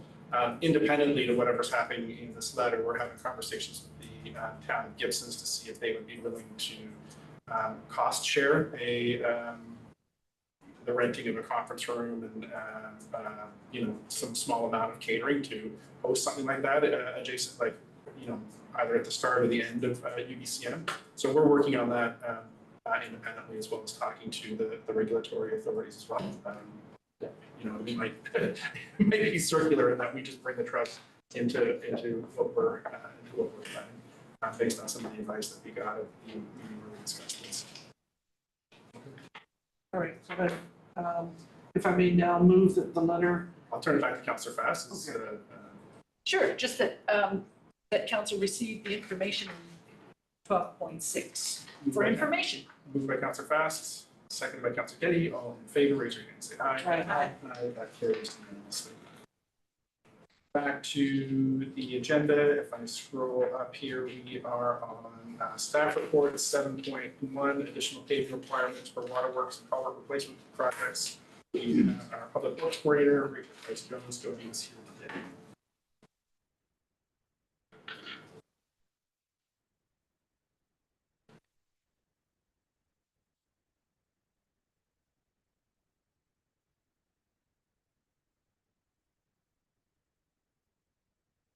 Good afternoon, Chair Leonard, and through the mayor to the rest of council. My name is Rachel Price-Jones. and I'm representing the Public Works Department. I've worked at the municipality for 11 years, and believe it or not, this is my first time before council. So I am very excited, and I just want to say thank you for the opportunity.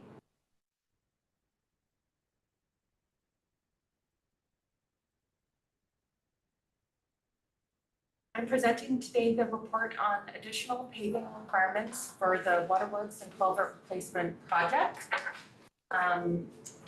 Are requesting council to approve the use of $250,000 from the Roads and Infrastructure Reserve Fund to supplement the use of $500,000 from the road improvement budget for the full road width paving of Windjammer, Spyglass, Clipper Place, Privateer, and Forecastle Way. And I have to apologize for the error in my report. The resolution did name the incorrect road. Isleview is not suggested for paving today. It is a private strata road. That's my mistake. It is Forecastle Way that is proposed.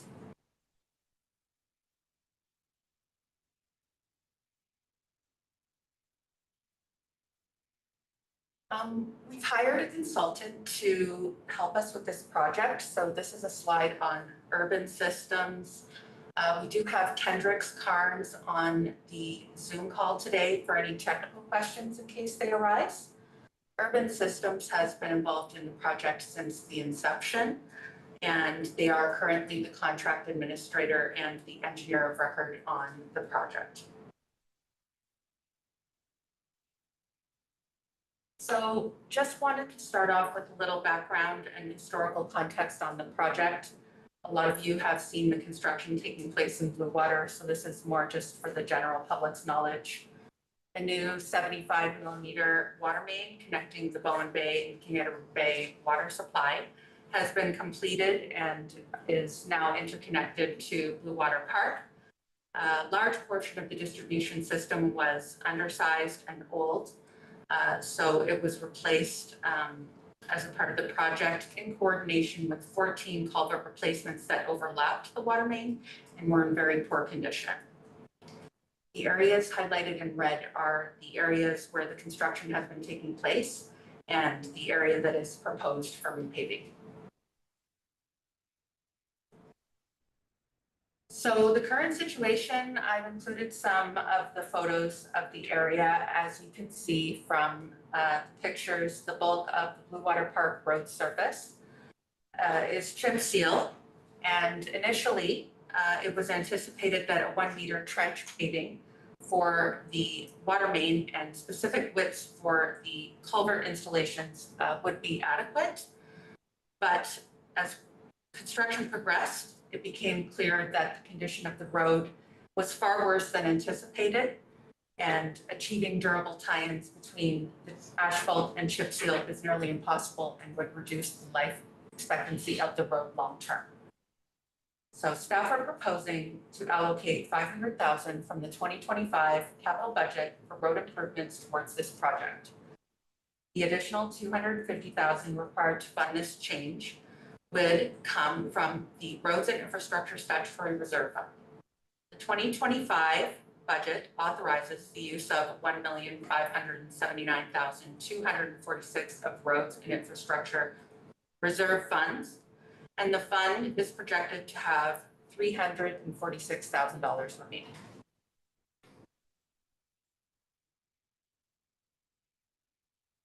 Two quotes were provided, but they were not for the exact same scope of work, so it's difficult to compare directly. We are under contract with NV to do the asphalt paving as a part of the tender. So removing that from their contract would be difficult and would require renegotiating. The quote from NV noted a credit of $149,132 for the asphalt patching, and this would likely be reduced if BIM decides to go with another contractor. They are continuing to maintain the road during the construction, potholing, grading, supplying gravel, and so they are incurring additional costs. Keeping with NB would also simplify the warranty period, as any defects would be solely the responsibility of NB. Also, NB has committed to subcontracting VA Blacktop to ensure the additional paving can begin as early as June 2025, immediately following completion of the waterworks.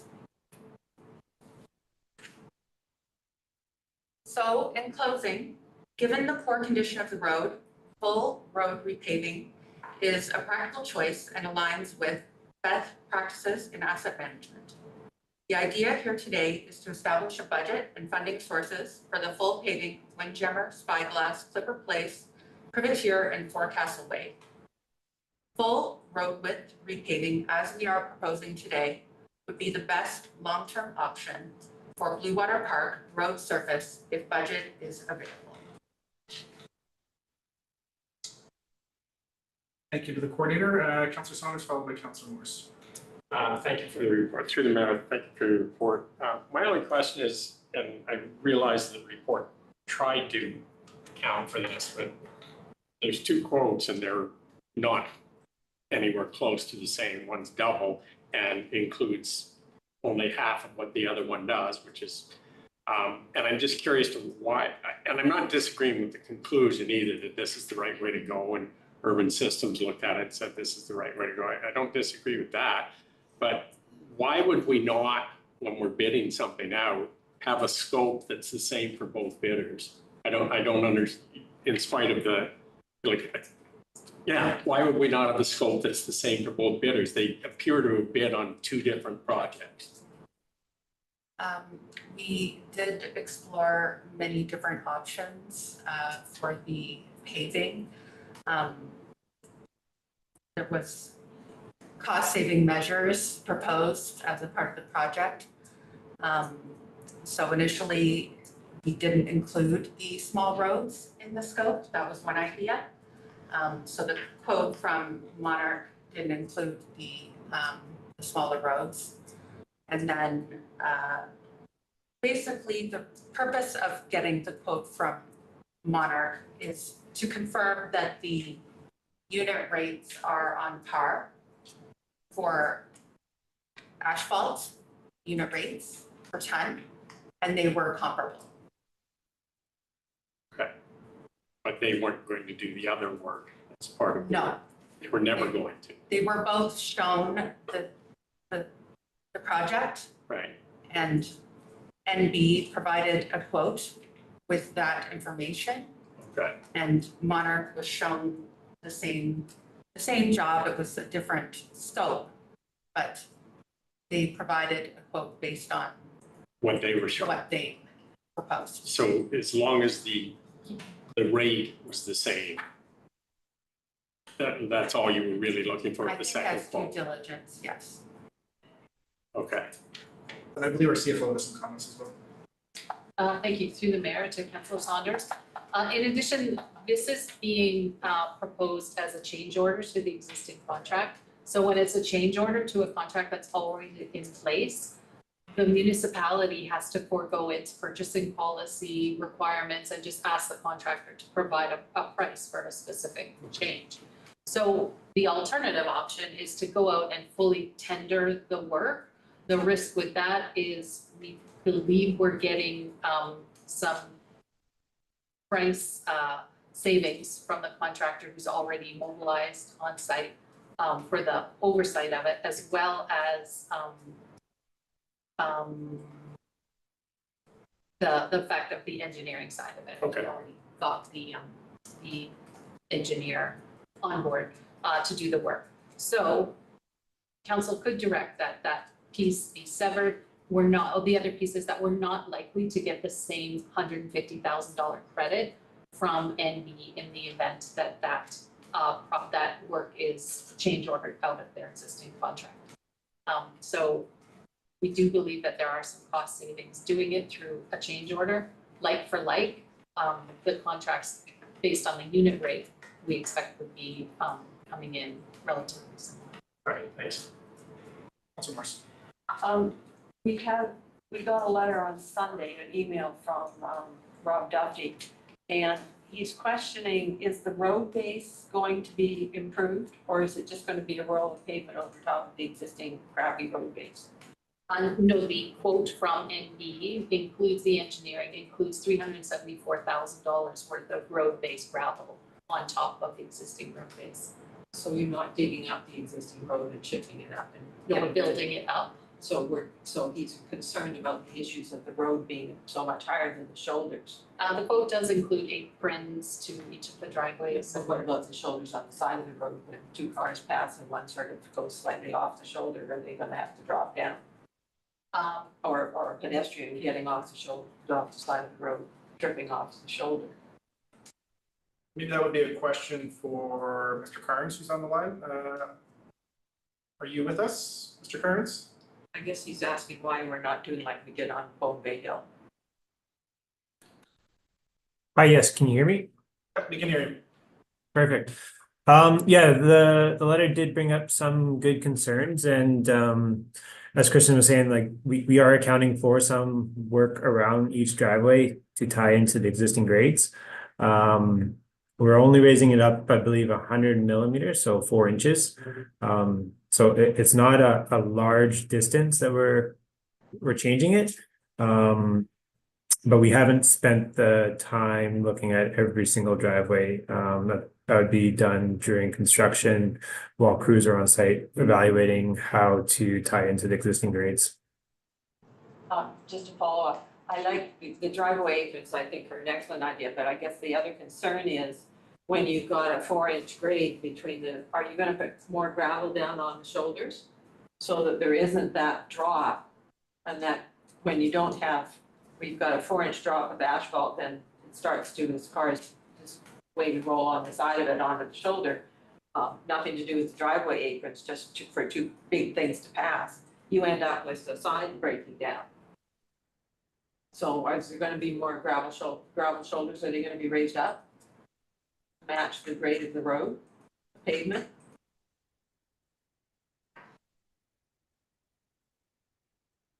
It's a really good question. I'm thinking that, so we're raising it up 100 millimeters. If we're going, say, 2 to 1, then it's 50 millimeters is what you're losing on the edge of the road, which is about 1 inch. So in the large picture, So it's not 4 inches, it's 1 inch difference between the gravel shoulder and the top of the pavement. yeah, so you're only losing a couple inches on either side of the road, which you still have proper driving lanes. The other item is yeah, what Kristen said about just adding to it. I did crunch the numbers after reviewing that email, and to excavate down would be another $1.5 million to remove. So just what we're trying to do, and here, and given what BIM has budget for, it is quite a bit for the entire area. Thank you. Thank you, Councilor Morris. Over to Councilor Fest. Thank you. I don't have any questions. I thought that really answers my question. Thank you for the good info. And thanks for the presentation about that. Speaking about the unit rates, I think for me, the decision that's in front of us immediately is for the continuity, not only of the being able to start right after the work of the waterworks is done, but also the continuity with the same team and the engineering and the ability to move right ahead. And because I think it's important to get the work completed. I think regarding safety, there's probably other things we could do. I mean, vehicles could obviously pull off into those aprons a little bit or slow down, those kinds of things. But I think I'd like to move the motion. And so I move that council approve the use of $250,000 from the Roads and Infrastructure Reserve Fund to supplement the use of $500,000 from the road improvements budget for the full paving of Windjammer, Spyglass, Clipper Place, Privateer, and Forecastle roads. Moved by Council Fast, seconded by Council Jurgensen. Any discussion, further discussion? Sorry, that was, you're mentioning Alview in the recommendation on that page is not Alview, it's Forecastle. That's Yes. Thank you. Council Getty, and then it's. I guess I'm, both with respect to Mr. Duffy's letter, but generally, before I read this, I was concerned in terms of, it feels to me like it's project creep, and that Mr. Duffy points out that it's been well documented for the last 5 years, that there's at least, that there's been comments and criticism of the poor road base. And when we were planning this whole project, and we knew we were digging it up and we knew we were going to be repaving, that this wasn't costed into both the planning and the budgeting over however many years. So that we are now in a position where it looks like we're cosmetically surfacing over and creating a smooth surface, but something that is going to be a patchwork underneath. And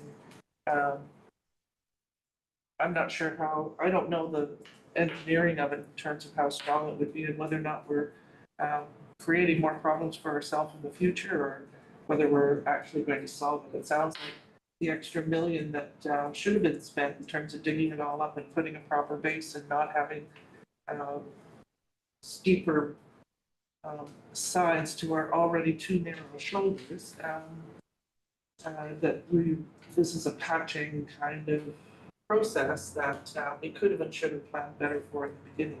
I think we're now in a position of being between a rock and a hard place in terms of both the money that's available, the money that's been put aside, the options that we've got, and I think that that's unfortunate. So I think that we should have, could have known and planned for this at the beginning of this whole project, however many years back that is, and that I think is the most unfortunate part of it. There's another letter that's come in after the start of this meeting from somebody that is believing that the terms of reference have changed so dramatically that it should be retendered, and I'm not sure that we can consider that at this point in terms of it coming in too late, but it's we've once again found ourselves in a position of creating some controversy that might have been better dealt with in advance in a much better planning kind of way. So I'm disappointed with the original analysis, I suppose, of this entire project, that we found ourselves in this position now. I thought we were trying to handle things in a much better fashion. So it's very unfortunate. I do have, Mayor, members of the council, in the beginning of the project, it appeared that the chip seal was in good condition. It held up well. Inside the trench, there have not been a ton of soft organics. There's been good sand and gravels. So that's the reason why we were not concerned with the road base when we made this proposal. And geotechnical will be available for placement of the road base and compaction and testing.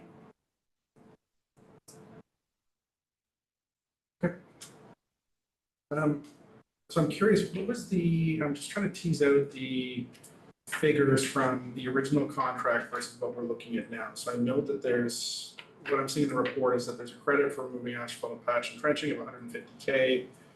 What was the original roadworks budget allocation for this project for coming to us for this change? To the CFO or to staff? For the 1 meter trenching, I don't know the exact figure. I would have to look it up in the tender. I don't know if tender has that. Yeah.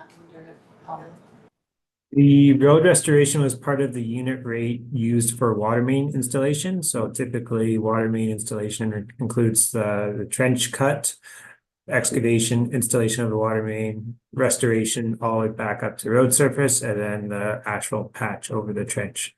So that's what we included, and that was what the credit is being given for, is that asphalt patch. So instead of the asphalt patch, though, they would remove that item from the contract and then just do the full road restoration. Okay, so and then even with that credit in, the council is being asked to approve $750,000 of unanticipated change, is that, am I understanding that correctly? That's correct. To the mayor, we had proposed allocating our road paving budget, which was $550,000 this year. Yeah. So there were other projects that needed to be done, but due to this change, we chose to redirect our annual roads budget to this project. Okay, and which projects aren't being done? I believe Jason Road was proposed this year, Taylor.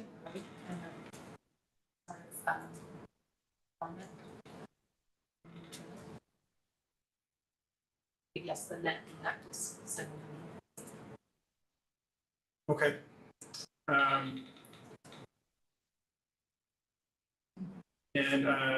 So has it been, so what have been the considerations then of just simply retendering this? Have there been any thoughts of retendering? The time that it would take, it would be another 2 months. There would be additional engineering costs associated with that to put the tender quote together. Plus the items noted in my report. Right.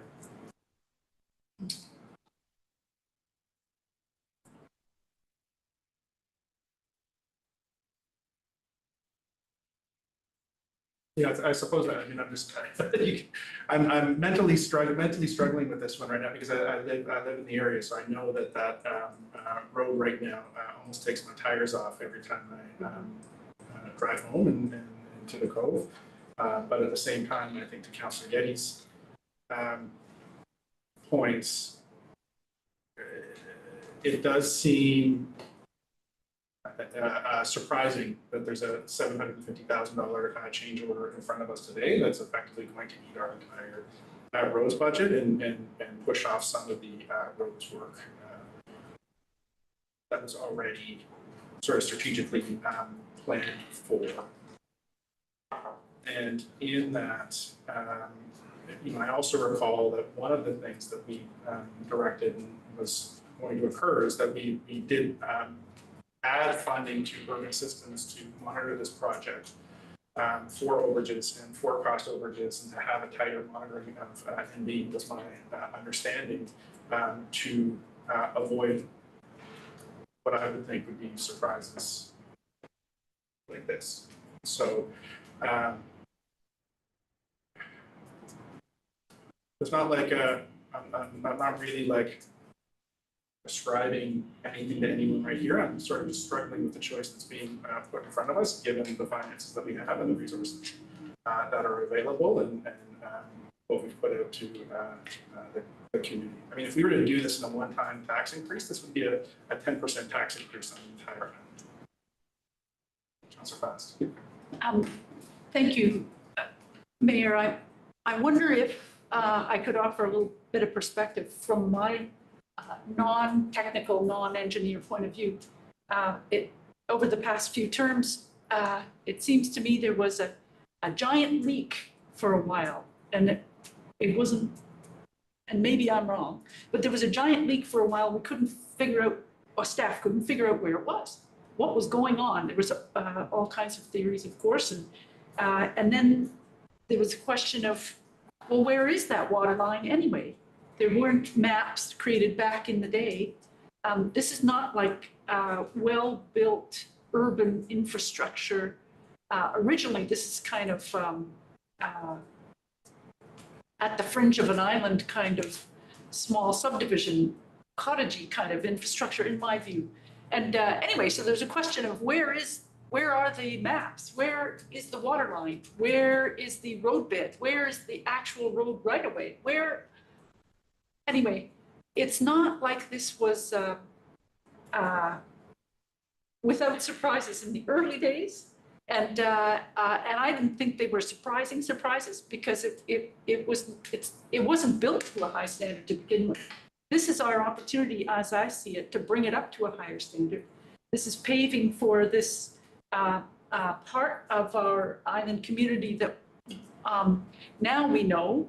I'm happily surprised that there's a good roadbed under there and that it's not all full of organics and stumps and things that have been discovered in some other roadbeds on Bowen, including some very important ones, if I'm remembering correctly over the years. And I think that as is referred to in the report, this is a way to bring it up into the best practices of taking care of your assets going forward from here, as you put in your in the report. So I think this is a good news story for that part of the island in terms of the long term, and I'm pleased that there weren't any more bad surprises in the roadbed down underneath, and let's hope that there aren't more, because of course you can never know for sure what's under there.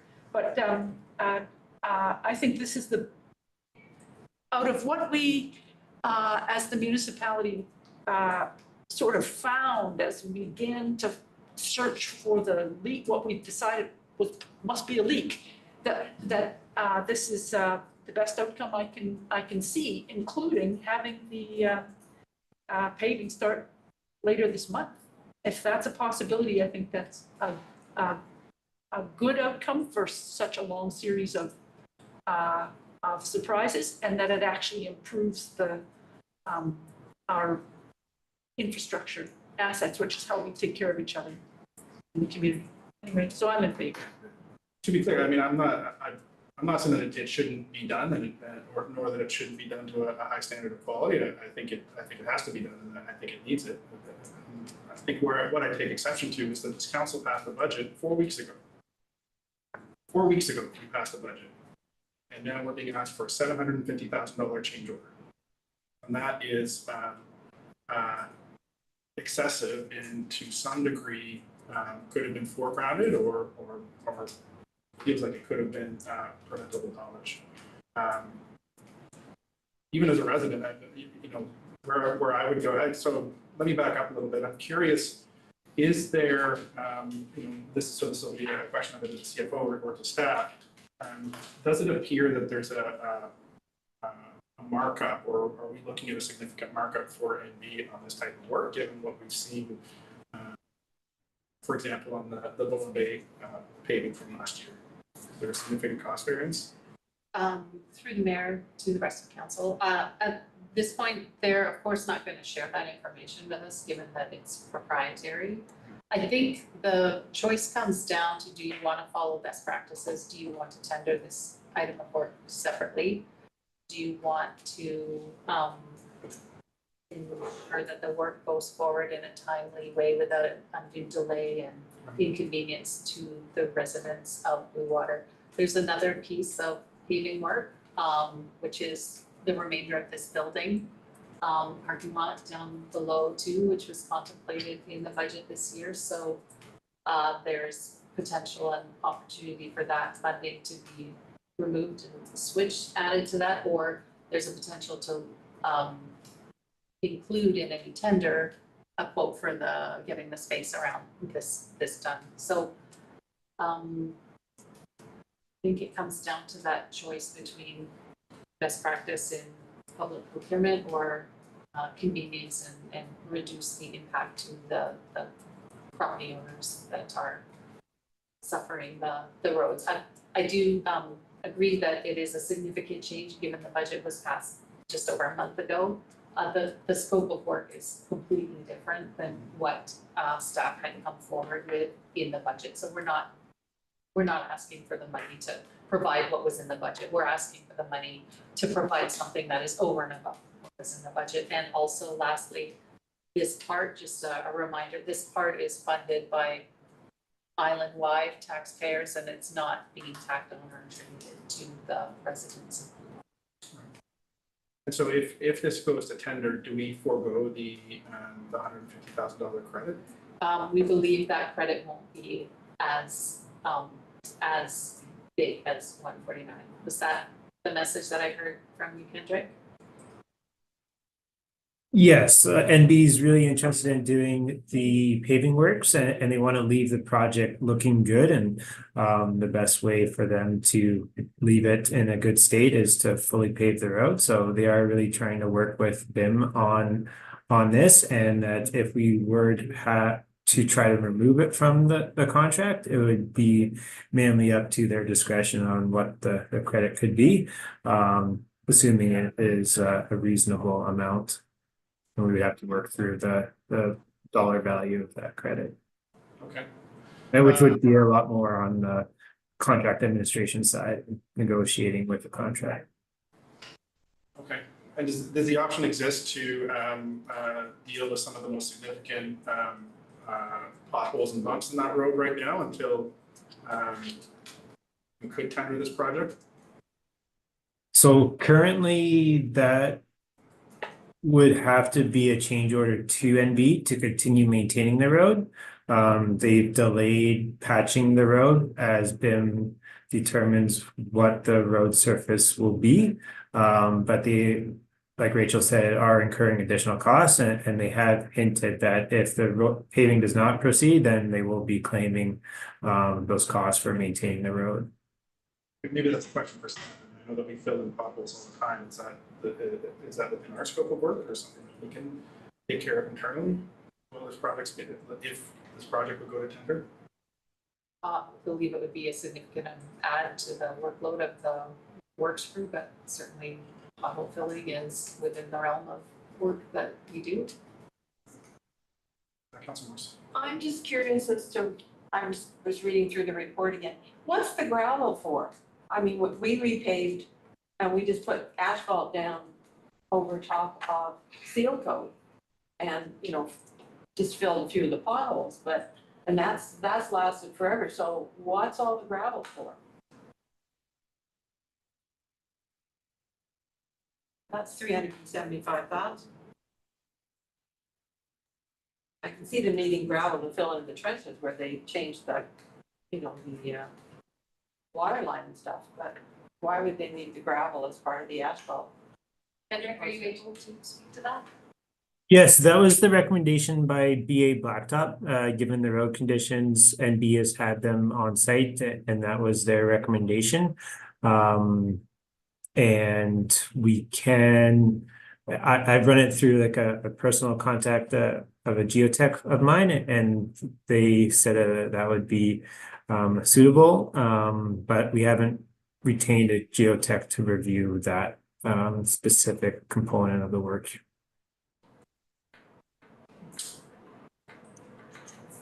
And with Kern's experience, Kern was suggesting that would be acceptable as well. So unfortunately, Kern's not available, but given his experience with road construction, Kern was of the opinion that it was suitable. That may solve some of my shoulder issue too, I guess. Certainly.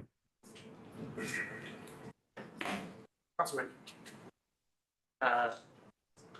Your concerns about this sudden change and having to do so much more.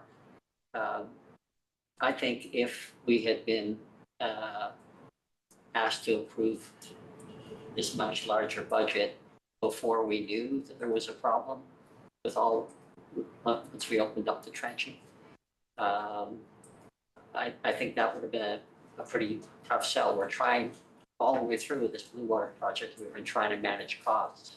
And if we had suggested this before we knew it was absolutely necessary, I think that just been a struggle. So, and as far as the gravel goes,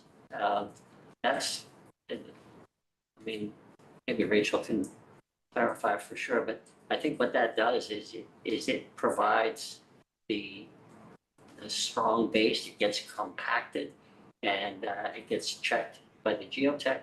And that provides a base so that you're not gonna get a bunch more potholes. Whereas if you have pavement that's there, that's already got a few potholes, or lots of them, and then you just pave over it, then very shortly afterwards, you end up with similar kind of road. Yes. The road base would be leveled.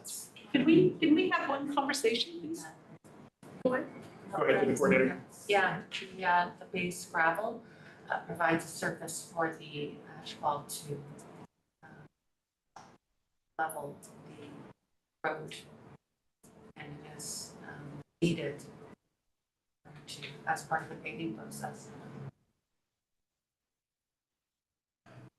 My sense is my belief, I think, based on the conversations, that this has to go to tender.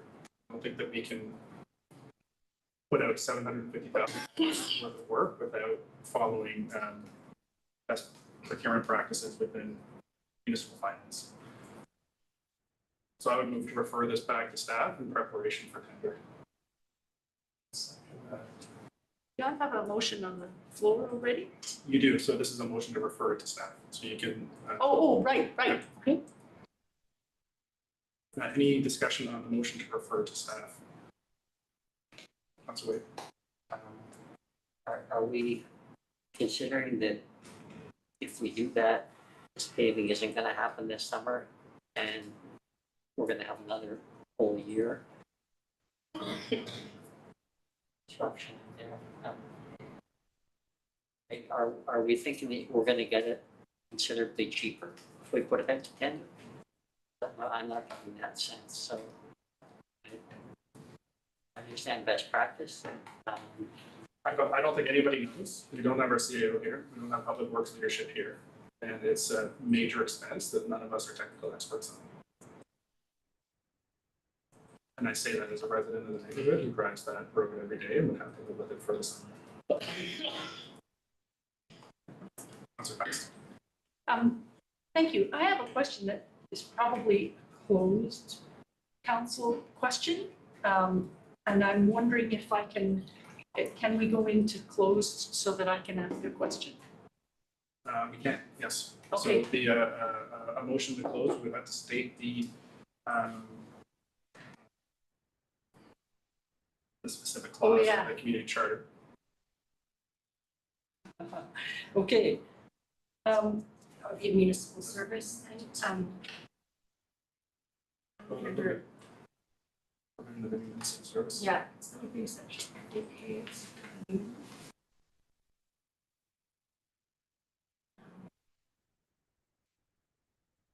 The negotiation related to the section of provision of municipal service that are at the preliminary stages. Is that 91 section which? 90, section 1A. Okay. So you make a motion to close the meeting under section. Thank you. I move that council move to a closed meeting to discuss items in this agenda. Item 7.1, pursuant to section 91K of the community charter. Moved by Councilor Fast, seconded by Councilor Wake. Any discussion on moving into closed? Seeing none, I'll call the question. All in favor, raise your hand, say aye. Aye. Aye. Aye. Any opposed? That carries unanimously, so we will take a brief 2-minute recess while we move into closed. I will ask the gallery to retire, staff may remain, and we'll also need to clear Zoom and live stream. 3 minutes. Yes. Be right back.